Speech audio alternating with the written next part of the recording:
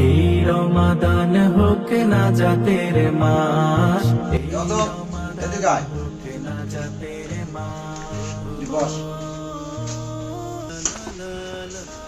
মসজিদে মেহেদি হুজুর পুরো রমজান মাসে কোরআন শিখাচ্ছে। আমি তোর নাম দিয়েছি, তুইও শিখবি। আরে আব্বা, রোজা থেকে পড়ালেখা ভালো লাগে না। রোজার মাস ছাড়াও তো সারা বছর এ কাম ও কাম, এ ক্লাস ও ক্লাস নিয়ে ব্যস্ত থাকি। না না না, এটাই তোর সুযোগ। এমনিতে রোজা থেকে ক্লান্ত, ওই দিন ঘরে বাজার করা লাগে, আবার ইফতার করা লাগে, তার উপর আবার তুই বাজার করা লাগবে না, ইফতারও করা লাগবে না, সব আমি করবো। আচ্ছা দেখা যাক, আচ্ছা দেখা যাক। দেখা দেখি নাই, আমি বলছি তুই যাবি যাবি বাস। আমি তো সবের কথাই বলছি, হারাম কোনো কাজের কথা বলিনি। তুই যেভাবে আচরণ করতেছিস তাতে মনে হয় আমি কাউকে খুন করতে বলতেছি। কিছু না বলে কই যাচ্ছিস? আমার যার পরবর্তী না বলা লাগে। হ্যাঁ,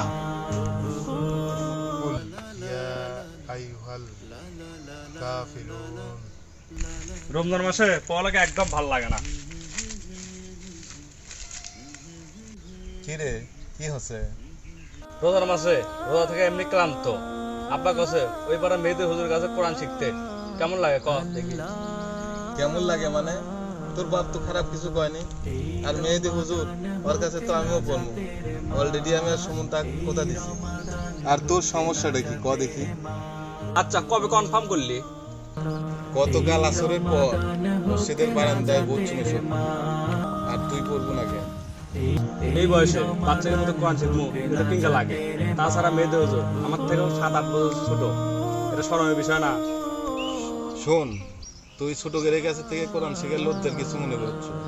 তুই যে এত বড় হয়ে গেছিস কোরআন পাইস না, তোর এখন লজ্জা লাগে না? আরে লজ্জা তো এই বয়সে হওয়ার কথা। আর বাচ্চা গেলের মতো মানে ছোটবেলায় না শিখে অপরাধ করছি, এই অপরাধে এখন শিখবো। আর কেউ কি মনে করলো সেটা দেখে আমাদের যায় আসে না। কোরআন পড়ে বোঝা যে কতটা গুরুত্বপূর্ণ সেটা তো তোকে বোঝান লাগবে না।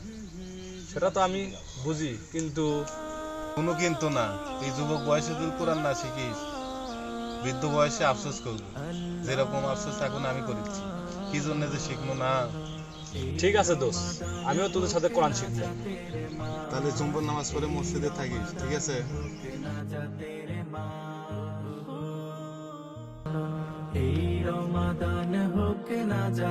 কোরআন শিক্ষা করা প্রত্যেক নরনারীর উপর ফরজ। তাই আসুন, আমরা যারা ছোটোবেলায় শিখতে পারিনি, লাজ লজ্জা ভুলে গিয়ে দেরি না করে এই রমজানেই শিখে নেই ইনশাল্লাহ। এই রমাদান হোক না জাতের মাস, এই রমাদান হোক না জাতের মাস, এই রমাদান হোক না জাতের মাস, এই